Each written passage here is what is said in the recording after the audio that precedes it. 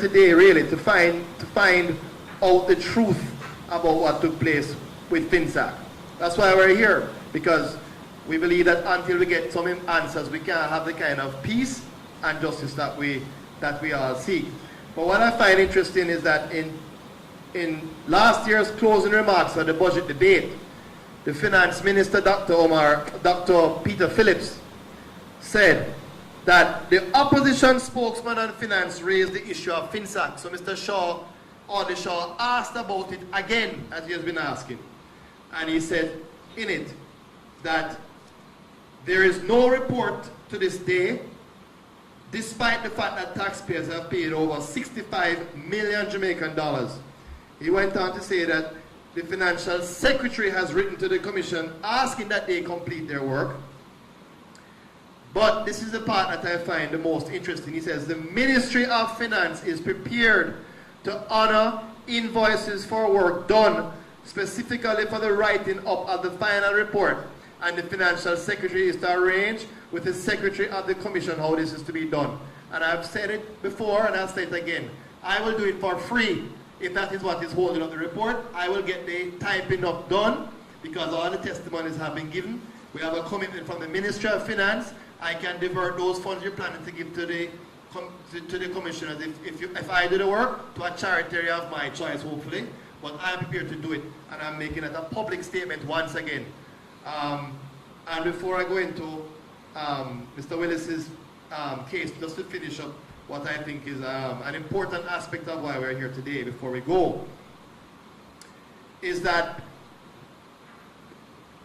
back in the 1990s and went into the early 2000s, Omar Davies, who was the finance minister, unfortunately at the time, said that when they saved, FINSAC saved people, and this is a line taken by Mr. Taylor and others, which I mentioned earlier in his newspaper report. He said that they saved these poor savers and depositors. They had 200,000 people who had 200,000 and less, he said.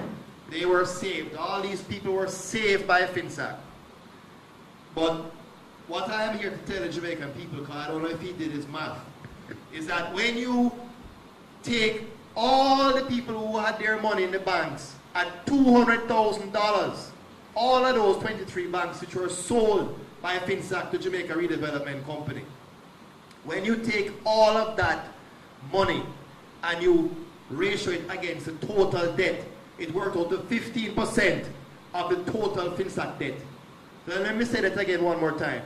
The 200,000, the people who had 200,000 in all these banks that were saved from these greedy bankers, right? Those debts, when they were calculated, all those people and all that $200,000, if you multiply that $200,000 or take it as a proportion of the total debt, it only worked out to 15% of the total FINSAC debt.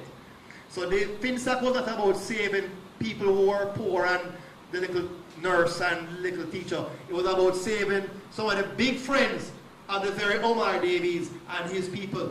That is what FINSAC was about in large part. And why is it that he got so agitated and jumping up and down in the seat in Parliament when Mr. Shaw said, produce the report?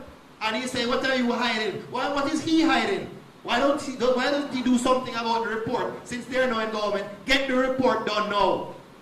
Right? Because these are the kind of lines that we are being told, and we want to get the report so that we can get people's properties back. If that is the case, and if there are people who committed fraud, then let them go to jail. But we cannot just be in a state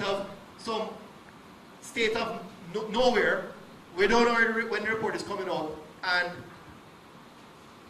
that is I believe that one of the things that have been kept from the Jamaican people, one of the most wickedest things, there were several, inclusive of the destruction of so many business people like Mr. Levy here, Mr. Rose, Mr. Willis, and many, many others, Mr. Baker, those are just the people here today. We have thousands of people whose lives were destroyed. And I encourage you all to go and support the FINSAC Commission of Inquiry on Facebook to see the people's lives that were destroyed. But we have an agreement for sale and purchase of assets entered into by the Jamaican government of Omar Davies and Mr. Patterson at the time 30th of January 2002, a secret document which I mentioned earlier, but I want to just give you snippets of it before we leave. I won't be long, because I know we have been here for a pretty long time, and we want to get back to our various homes. But in this sale, this secret agreement, just like the Miran contract, by the way, which brought JPS here, secret deal. The purchase price of the 23 banks of FINSAC were $23 million US, right? We can start with Corporate Merchant Bank, Crown Eagle Bank, Island of Victoria Bank, National Commercial Bank, etc. 23 banks here.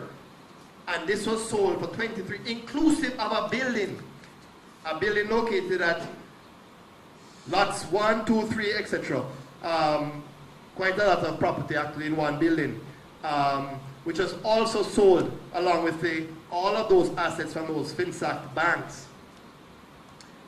GCT was waived on the agreement for $23 million. Why that is so? The GCT Act, the section on the GCT Act which speaks to waivers, section 47 said if the minister considers it fair, just and equitable to do so. Why on earth would he in his wisdom want to waive GCT on a deal with an American company? A company that is into loan servicing is beyond me. I can't say anything just and equitable about it. Worse, he never offered it to the Jamaican people. That is the worst part. But then he went on to agree with these people, and make no mistake, FINSAC was the Minister of Finance. Let us go on to speak to the deal that went into. FINSAC will indemnify Jamaica Redevelopment from any claims or demands. So not only they sell all of those assets for that bargain basement price, but they now guarantee that they will indemnify them if there's any lawsuits. Not that we would have found out about it, because if you will see from section 4.2 of the Act, no public announcements. This clause shall survive the closing date. So there was no way anybody would have known of this agreement. I just happen to have got it through a good soul. So this is another act, another stab in the back of the Jamaican people, whereby the Jamaican people who suffered and sacrificed for their businesses were not given the opportunity to buy back the banks and their properties, as Mr. Dyer testified earlier, as Mr. Levy here spoke about his particular case. The government should, and if they are our servants, they are supposed to give us the opportunity to earn and make a living in our country. They should have given back the Jamaican people at the 5.8 cents that they sold to Dennis Jocelyn and that company, Jamaica Redevelopment Foundation, Inc. Right here, the secret deal. But what I want to say further is, in my part ending here today, we have filed a lawsuit and it is seeking judicial review, because it seems like no matter what we do, the leader of the opposition has requested of the Governor General to ensure that the report is finished. The former Minister of Finance, Shaw, has been very, very strong and passionate about FINSAC report being completed. And we have the report from the Minister of Finance now saying that there is nothing to stop the report from being completed. So why, for the life of me, the commissioners don't finish this report is beyond me. I've offered my services free to finish the report.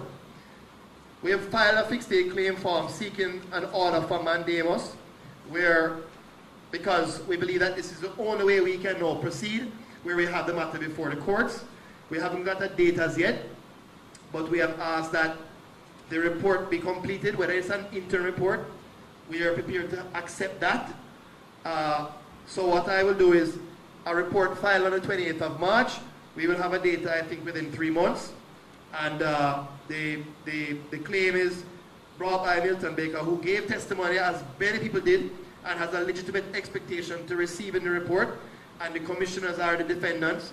And I'm saying that this is another option that we're taking, apart from our public forums, to move the necessary authorities, the powers that be, the commissioners, to produce the report, which we think is critical to setting the record straight and redeeming so much injustice meted out to so many people. Before